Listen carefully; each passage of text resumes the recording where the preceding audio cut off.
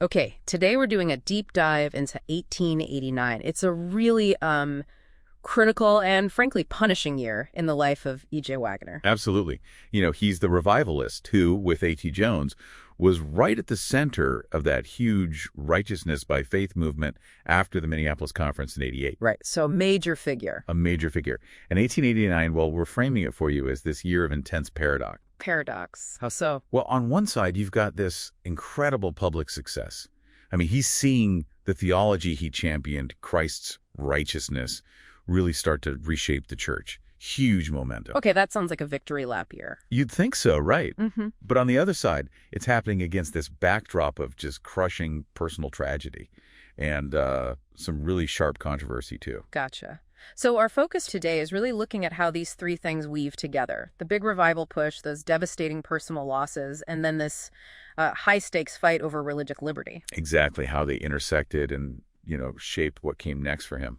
Okay, so let's start with the revival itself. Post-Minneapolis, Waggoner, Jones, and Ellen White were really pushing this message, right? Yeah, they emerged as these sort of dominant voices promoting Christ and his righteousness.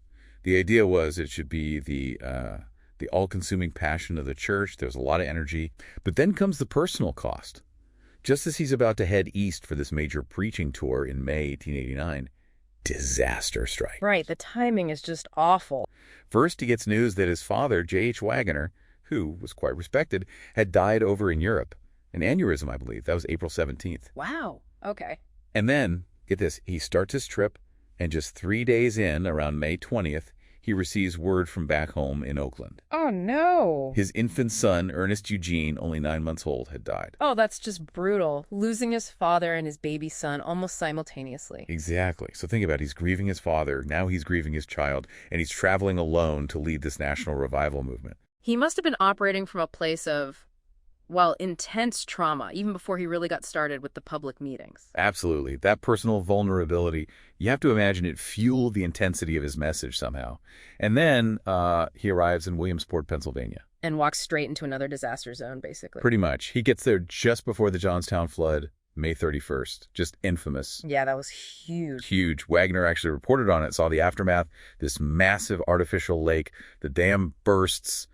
Something like 8,000 lives lost eventually. I read his account. It was vivid, describing how in Johnstown itself, 1,500 died. And then debris piled up against a bridge caught fire. Hundreds more died there. Yeah, a second dam, basically, made of debris and bodies 35 feet deep. Mm-hmm. And then it burns.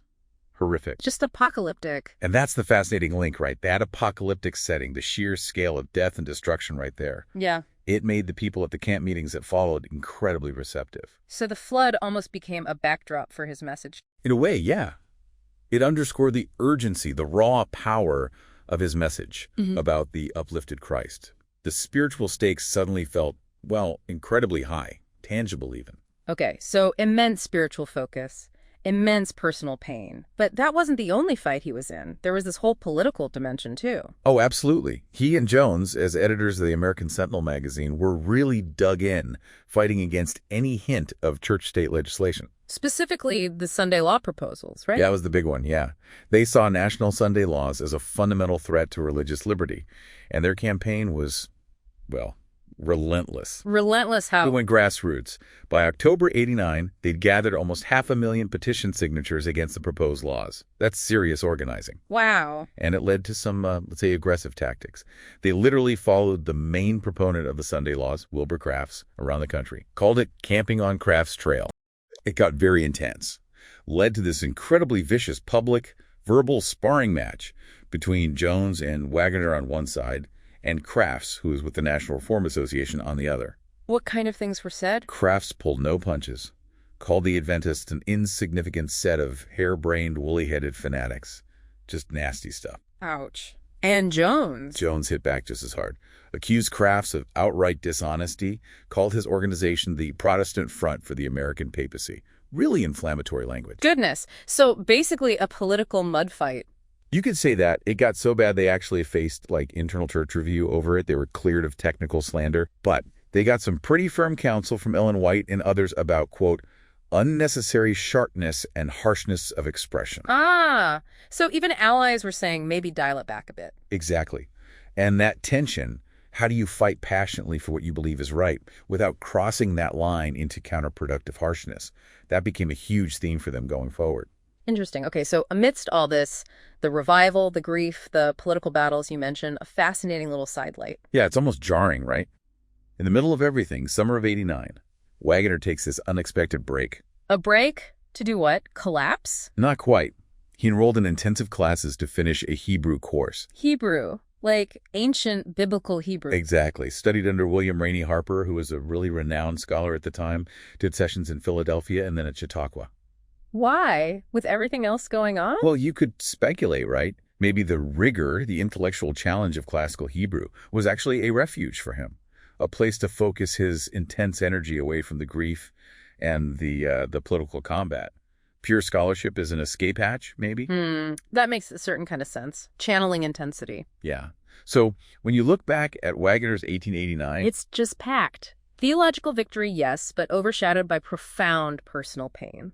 And this constant struggle over how to advocate for that most precious message, as they called it. Without resorting to, well, cruelty or unnecessary antagonism. Right. The opposition they faced wasn't just external, like from Crafts. It was also internal, from their own church leaders, questioning their methods. Exactly. It all centered on methodology, on how you apply the message. Which brings us to a final thought for you, our listeners. Yeah, it's a tough one. When you're fighting for something you deeply believe in, a principle that feels absolutely vital, and the stakes seem incredibly high. High enough maybe to justify almost any tactic. How do you actually know where that line is? The line between necessary firm confrontation and that unnecessary sharpness they were warned about. Where do you draw it?